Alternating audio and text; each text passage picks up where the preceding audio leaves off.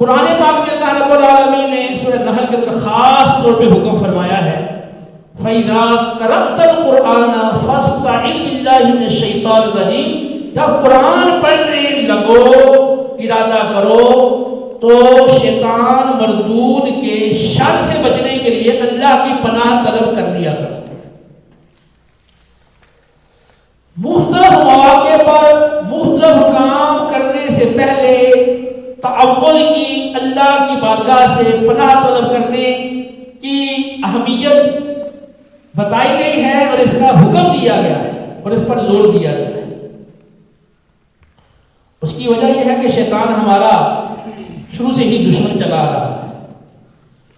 اور وہ ہم اچھا کام بھی کرتے ہیں تو وہ بیچ میں کوئی رکاوٹ کھڑی کرتا ہے اور اس اچھے کام کا بھی رخ دوسری طرف بدلنے کی کوشش کرتا ہے۔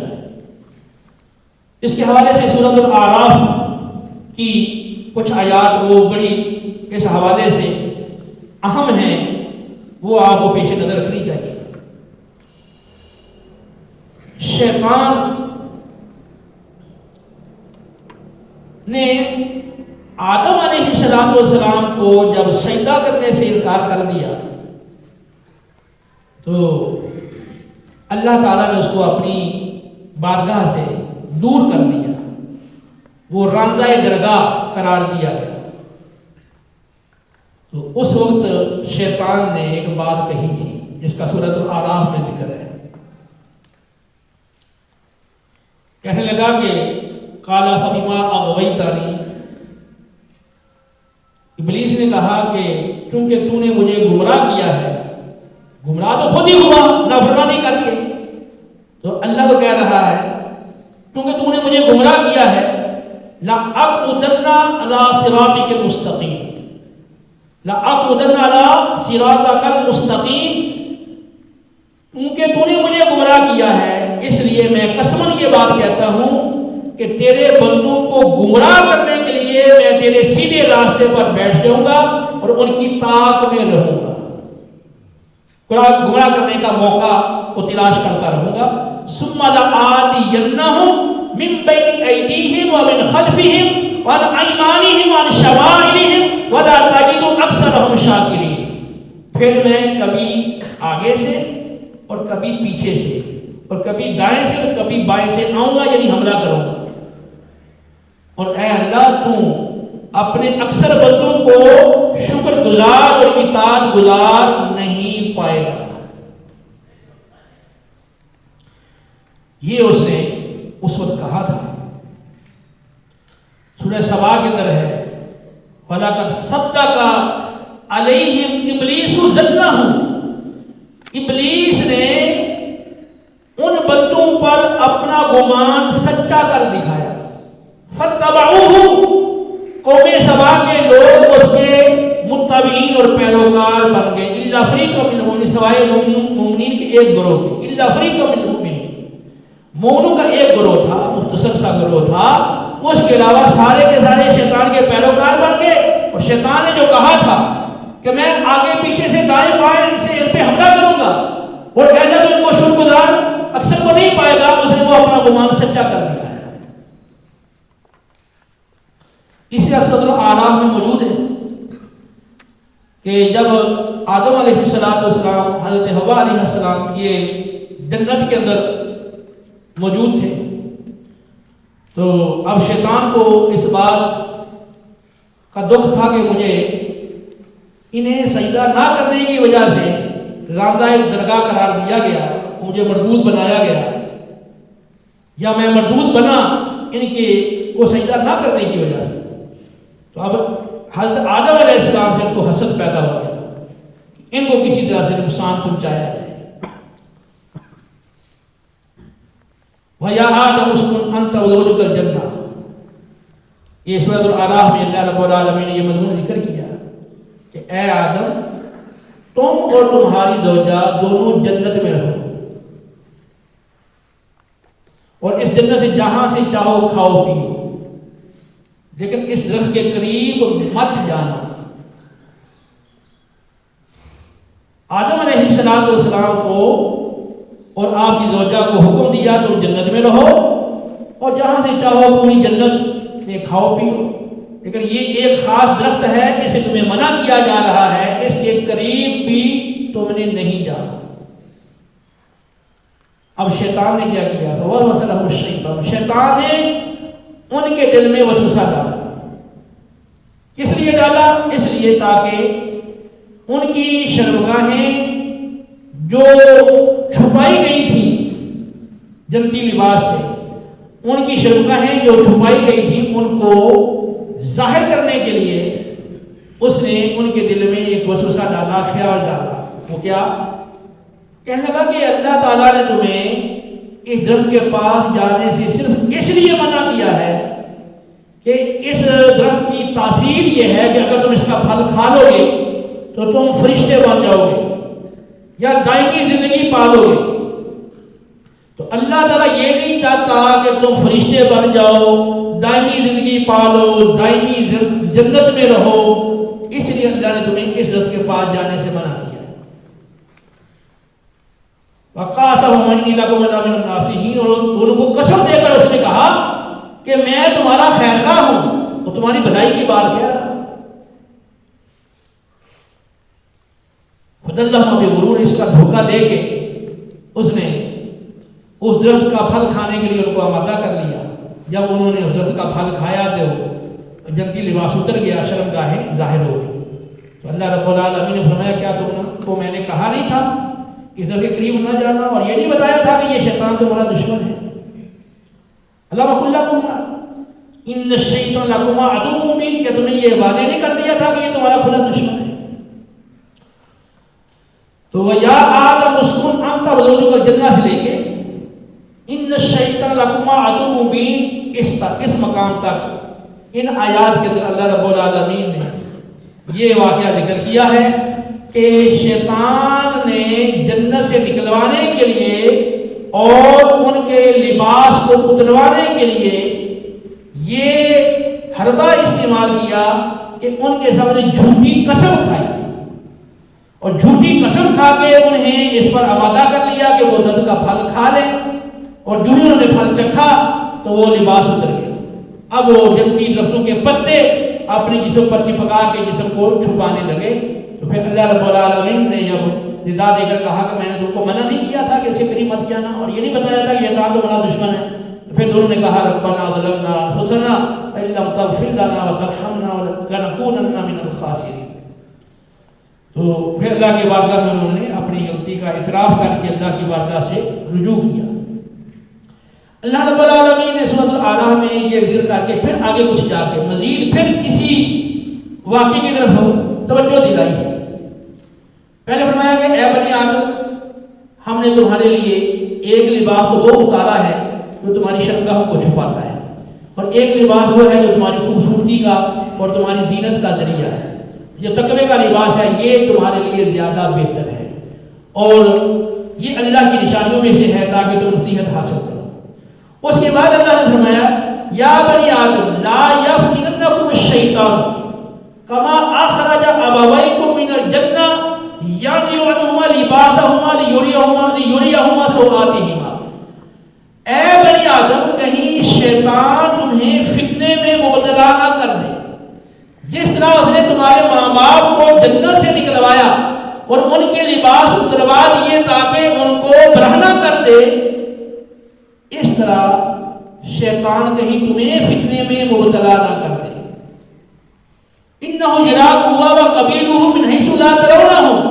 شیطان اور اس کا پورا لشکر تمہیں وہاں سے دیکھ رہا ہے جہاں سے تم نہیں دیکھ سکتے اس کو۔ اب اللہ رب العالمین نے دوبارہ اسی واقعے کو اشارہ کر کے فرمایا کہ جس طرح شیطان نے تمہارے ماں باپ کو جنت سے نکلوا دیا تھا اور ان کے لباس اتروا دیے تھے، ان کو برہنہ کر دیا تھا، تو کہیں یہی چال وہ تمہارے ساتھ نہ چلے اور کہیں تمہیں فتنے میں نہ ڈال دے۔ اور پھر آگے یہ تبھی کرتی کہ وہ اور اس کا لشکر تمہیں دیکھ رہے ہیں اور تم اس کو نہیں دیکھ سکتے۔ اور اب یہ ساری جو گفتگو سورۃ اعراف میں کی گئی ہے، اس میں ہمیں احساس دلایا گیا ہے کہ ہمارے ذہن میں یہ بات راسخ ہو جائے کہ شیطان ہمارا دشمن ہے، اور وہ ہر قدم پر ہمیں ہدایت سے گمراہی کی طرف لے جانے کے لیے کوشاں ہے۔ ایسے ایسے حربے اور اس انداز سے وہ حملے کرتا ہے کہ ہم سوچ بھی نہیں سکتے۔ تو جب وہ ہے، اس کا پورا لشکر ہے، اور وہ اس کا جو لشکر ہے اس کے افراد جنوں میں سے بھی ہیں اور انسانوں میں سے بھی ہیں، تو اب ایسا جو دشمن ہے اس کے حملے سے ہم کیسے اپنے آپ کو بچائیں؟ تو اس کے بچاؤ کا ہمیں طریقہ بتایا گیا ہے کہ تم اللہ رب العالمین کی پناہ طلب کر لیا کرو۔ قرآن پاک میں مختلف مقامات ہیں جہاں اللہ رب العالمین نے شیطان مردود کے شر سے بچنے کے لیے اپنی پناہ طلب کرنے کا حکم دیا۔ چنانچہ سورۃ الاعراف میں ہے وَإِمَّا يَنزَغَنَّكَ مِنَ الشَّيْطَانِ نَزْغٌ فَاسْتَعِذْ بِاللَّهِ إِنَّهُ سَمِيعٌ عَلِيمٌ، اور یہی مضمون سورہ حامیم سجدہ کے اندر ذکر کیا گیا۔ وَإِمَّا يَنزَغَنَّكَ مِنَ الشَّيْطَانِ نَزْغٌ فَاسْتَعِذْ بِاللَّهِ إِنَّهُ هُوَ السَّمِيعُ الْعَلِيمُ۔ اگر شیطان کی طرف سے تمہارے دل میں کوئی وسوسہ پیدا ہو، کوئی برا خیال پیدا ہو، شیطان تمہیں کسی برائی پر اکسائے، تمہیں ابھارے، یا کسی بات میں تمہیں غصہ دلا کر تمہیں بہکانے کی کوشش کرے، تو فاستعین باللہ، تو پھر اللہ سے پناہ طلب کر لیا کرو، بے شک وہ خوب سننے والا اور جاننے والا ہے۔ وہ تمہاری دعاؤں کو سننے والا بھی ہے اور تمہاری ضرورت کو جاننے والا بھی ہے، تو تم اس کو پکار لو اور اس کی پناہ طلب کر لو۔ اسی طرح سورہ فلق اور سورہ الناس، ان دونوں صورتوں میں خاص طور پر یہ ہدایت دی گئی ہے کہ ہم اللہ رب العالمین کی پناہ طلب کرنا اپنے معمولات میں شامل کریں۔ قُلْ أَعُوذُ بِرَبِّ الْفَلَقِ مِنْ شَرِّ مَا خَلَقَ وَمِنْ شَرِّ غَاسِقٍ إِذَا وَقَبَ وَمِنْ شَرِّ النَّفَّاثَاتِ فِي الْعُقَدِ وَمِنْ شَرِّ حَاسِدٍ إِذَا حَسَدَ۔ میں صبحوں کے پیدا کرنے والے، صبح کو پیدا کرنے والے رب کی پناہ طلب کرتا ہوں، جو صبح کا رب ہے اس کی پناہ طلب کرتا ہوں ہر اس چیز کی برائی سے جو اس نے پیدا فرمائی ہے، اور رات کی برائی سے جب اس کا اندھیرا پوری طرح چھا جائے، اور جادو منتر پڑھ کر گرہوں پر پھونکے مارنے والیوں کے شر سے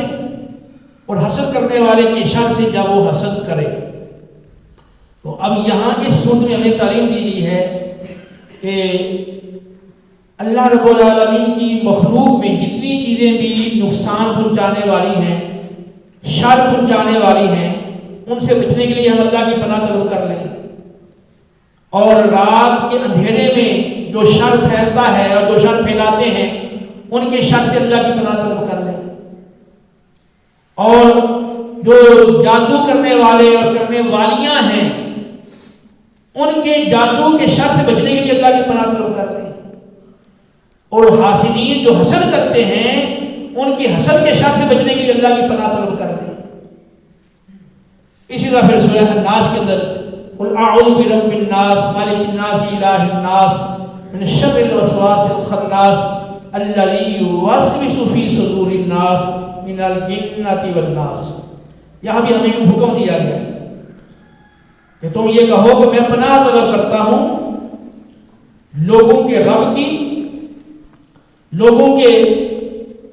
بادشاہ کی، لوگوں کے معبود کی، وسوسے ڈالنے والے کے شر سے بچنے کے لیے، جو بار بار وسوسے ڈالنے والا ہے اور بار بار جب ذکر اللہ کیا جائے تو پیچھے ہٹ جانے والا ہے، اور جو لوگوں کے سینوں میں وسوسے ڈالتا ہے اور جو جنوں میں سے بھی ہے، انسانوں میں سے بھی ہے،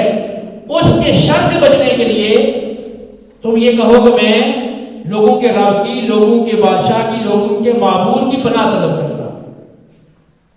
تو اب یہ دو صورتیں معوذتین کے نام سے معروف ہیں، تو ان صورتوں کے ذریعے سے ہمیں اللہ تعالیٰ کی پناہ طلب کرنے کا حکم دیا گیا ہے۔ تو ایک تو ہے کہ قرآن جب آپ پڑھیں گے تو اس وقت آپ نے پڑھنا ہے اعوذ باللہ من الشیطان الرجیم، میں شیطان مردود کے شر سے بچنے کے لیے اللہ کی پناہ طلب کرتا ہوں، تاکہ جب آپ قرآن پڑھیں تو شیطان بیچ میں وسوسہ اندازی نہ کر سکے، خلل اندازی نہ کر سکے، اور قرآن پڑھنے کا جو مقصد ہے وہ آپ صحیح طور پہ حاصل کر سکیں۔ پھر یہ دونوں صورتیں معوذتین ان کو اپنے معمولات میں شامل کریں۔ رسول اللہ صلی اللہ علیہ وسلم کا معمول تھا، بخاری مسلم کی حدیث ہے کہ آپ جب رات کو اپنے بستر پر تشریف لے جاتے تو سورہ اخلاص، فلق اور ناس ان تینوں صورتوں کو پڑھ کر اپنے دونوں ہاتھوں کی ہتھیلیاں ملا کر پھونک مارتے، پھر پیشانی، چہرہ، جس کا اگلا حصہ، پھر جہاں تک ہاتھ پہنچتا پھیر لیا کرتے تھے۔ 3 دفعہ یہ عمل کرتے تھے، اور اس کا فائدہ یہ بتایا گیا ہے کہ آدمی سرکش جنات اور شیاطین کے اثرات سے، جادو ٹونے کے اثرات سے محفوظ رہتا ہے۔ نبی کریم علیہ السلام سفر فرما رہے تھے، ابو داؤد کی روایت ہے، ابوا جحفہ کے مابین سفر کر رہے تھے، تو عقبہ بن عامر کہتے ہیں کہ اچانک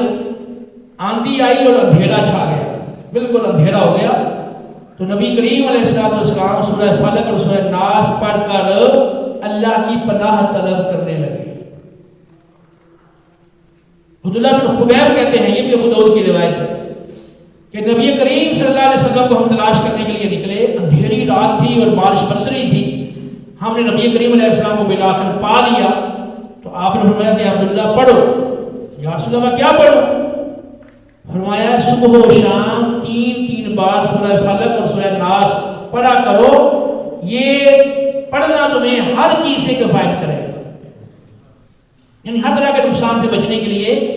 یہ صورتیں تمہارے لیے کافی ہوگی۔ نبی کریم علیہ السلام نے صبح و شام پڑھنے کا حکم دیا، پھر آپ نے ہر نماز کے بعد بھی ان صورتوں کو پڑھنے کا حکم دیا، اخلاص، فلق اور ناس 3 بار یہ پڑھی جائے۔ نبی کریم علیہ السلام جنات، جنوں جو سرکش ہیں ان کی نظر بد سے بچنے کے لیے مختلف کلمات سے اللہ کی پناہ طلب کرتے تھے۔ جب یہ 2 صورتیں اتری پھر آپ نے باقی کلمات چھوڑ کے ان 2 صورتوں کو لازم پکڑ لیا۔ تو ان دونوں صورتوں کے ذریعے اللہ کی پناہ طلب کرنا اپنے معمول میں شامل کیا ہے۔ قرآن پاک میں مختلف مواقع پر مختلف انبیاء علیہ السلام نے اور نیک ہستیوں نے اللہ کی پناہ طلب کی، اس کا ذکر موجود ہے۔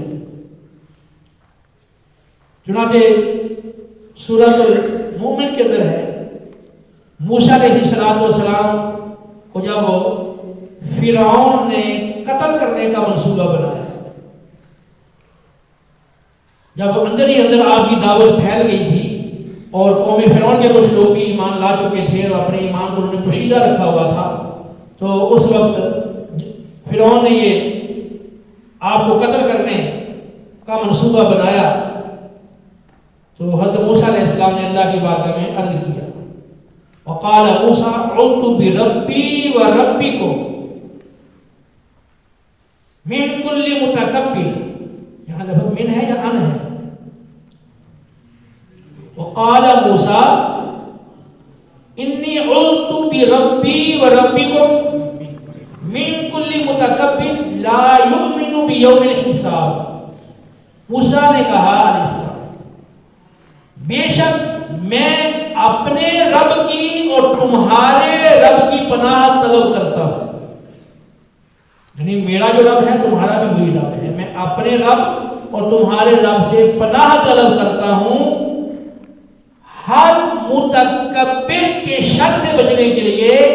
جو یوم حساب پر ایمان نہیں رکھتا۔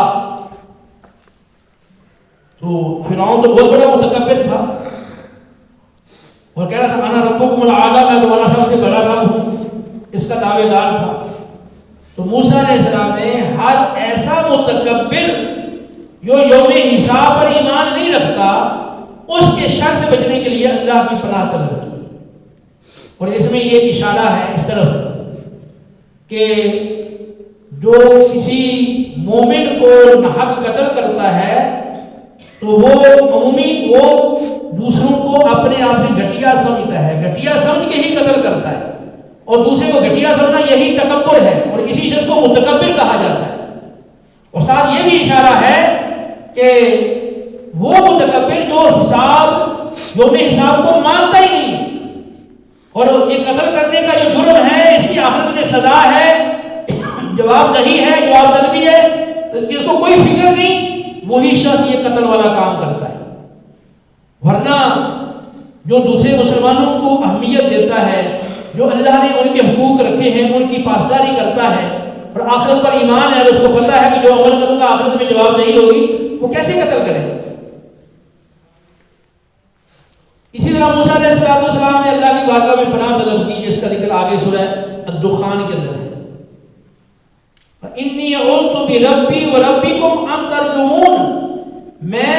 اپنے رب کی اور تمہارے رب کی پناہ طلب کرتا ہوں اس بات سے کہ تم مجھے سنگسار کرو، تم پتھر مار کے مجھے ہلاک کرو اور قتل کرو، میں اسے اپنے رب کی تمہارے رب کی پناہ طلب کرتا ہوں۔ تو موسیٰ علیہ السلام کو جب فرعون نے قتل کرنے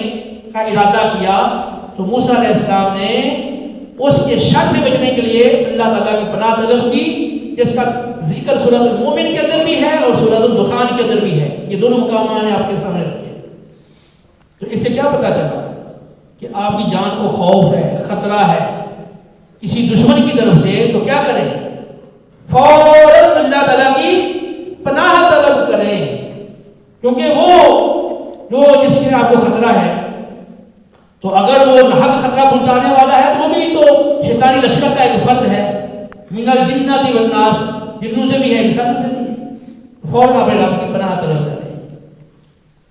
اس لیے اللہ رب العالمین کا ارشاد ہے سورۃ المومنون میں، وَقُلْ رَبِّ أَعُوذُ بِكَ مِنْ هَمَزَاتِ الشَّيَاطِينِ وَأَعُوذُ